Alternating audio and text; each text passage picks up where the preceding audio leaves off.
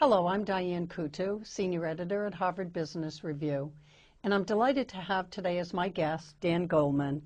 Dan is a psychologist known around the world for his expertise in social and emotional intelligence. He is also the co-author of the Harvard Business Review article, Social Intelligence and the Biology of Leadership. Dan, welcome to the program. Thanks. It's a real pleasure to be here. Great to have you.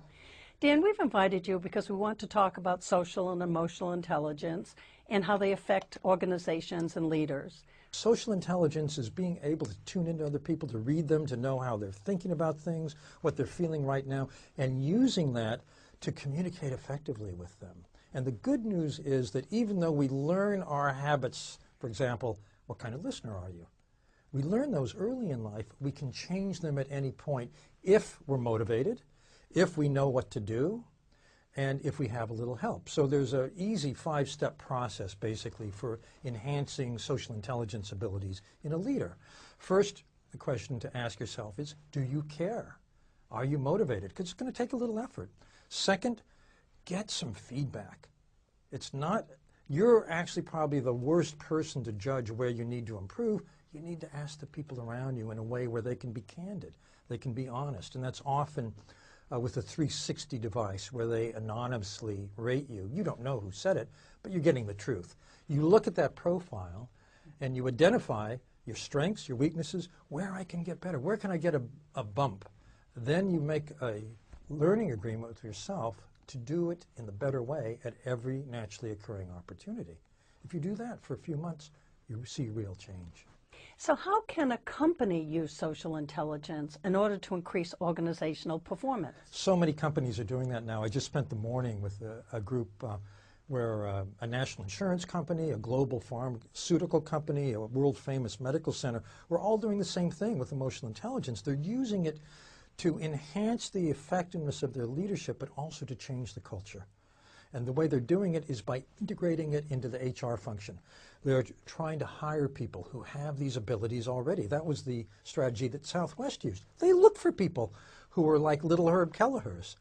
And it worked great. You know, it worked beautifully for them. They're promoting for these abilities. It becomes part of how you're evaluated and part of what's looked for in taking people to the next level in the organization. And they're also putting a lot of effort into individual development to help everybody grow these abilities to a greater strength. So, say the difference between emotional and social intelligence is?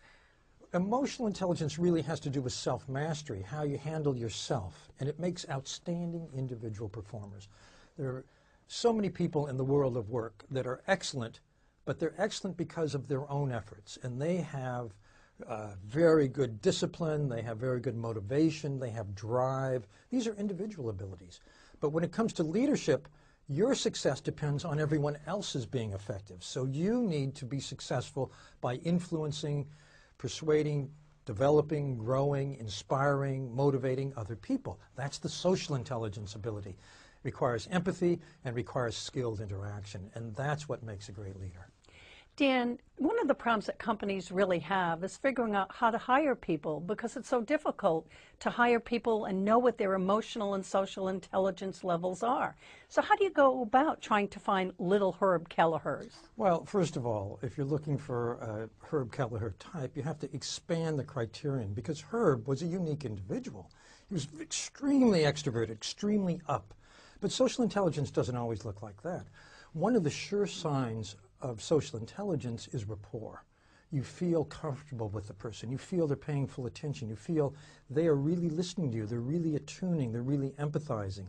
And we all know what that feels like. We feel felt. When you're with someone like that, you have chemistry. That's one of the sure signs.